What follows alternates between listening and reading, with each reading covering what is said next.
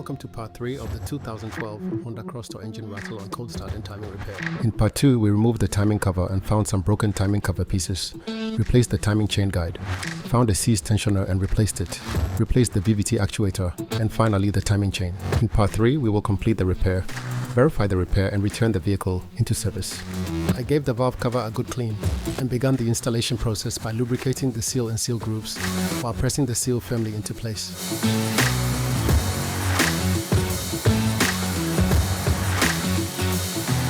To fully seat the seals, I used a rubber head mallet and a 30mm socket around the circumference of the seal.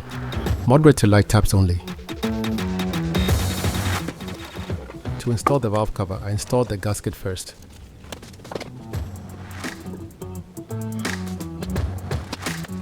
Then I applied some grey silicone sealant at each of the corners of the valve cover mating surface on the engine, starting from top left and working my way counterclockwise around the perimeter.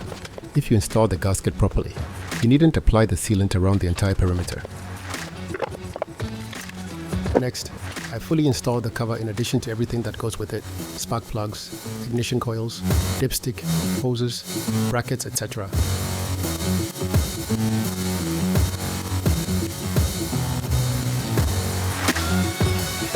Then torqued the harmonic balancer bolts to spec and rotated the engine 2 final times for good measure. An oil change, drive belt, AC hose and battery installation followed, and just like that, the car was ready for a restart.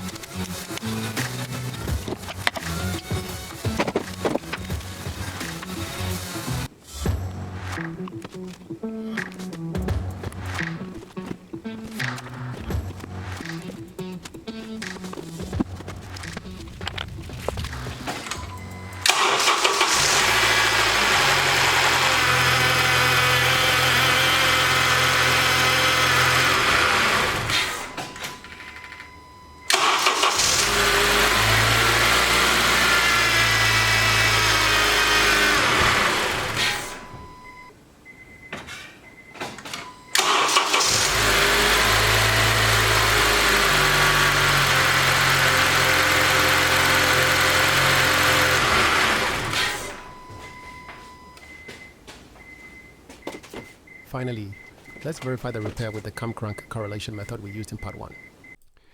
Alright, so let's analyze the final waveform. Now to do that, I want us to start with the original one, which is the known good that we started with in part 1. Now let me mark this up a little bit so we can talk about it. Now, in part 1 we talked about the fact that this is the crank waveform, and this is the intake waveform.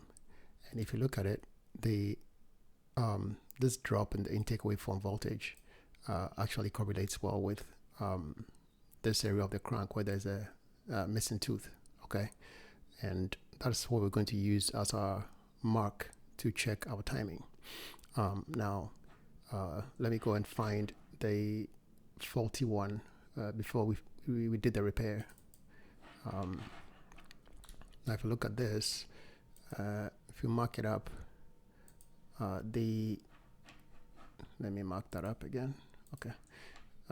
If we look at this, we can see that this is supposed to line up with that roughly, but it's all the way here. Okay.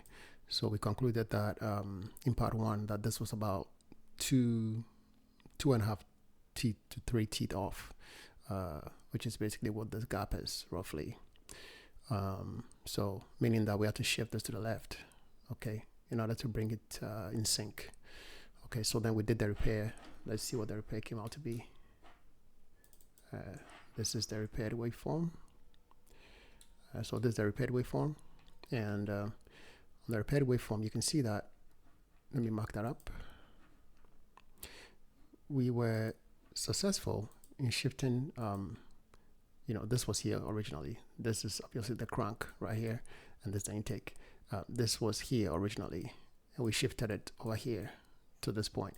You see that it's still not lined up with this, and I think that's probably got to do with the fact that there are different variations of the K24 engine. The one that we used as a known good to give us direction is just something that I think it helped us to know where we're supposed to be roughly. But I think the variation comes from the fact that maybe it's a different variant of the K24 engine. because I did find that there are several variants of it. But you know, when we did the job, we did check that the timing was correct. The check engine light code is gone, so there's no timing code, and then the noise is also gone. So obviously the job itself, you know, was done correctly. But there's something that I found very interesting in that, you know, even though we had done the timing and corrected it, it still didn't quite line up. And I think that is probably due to variations in the K24 engine. But I'll be happy to kind of see what, you know, somebody thinks, somebody that's very familiar with the Honda K24 and what their thoughts are on this. But I think it's just, you know, engine variations. I think there are several ones.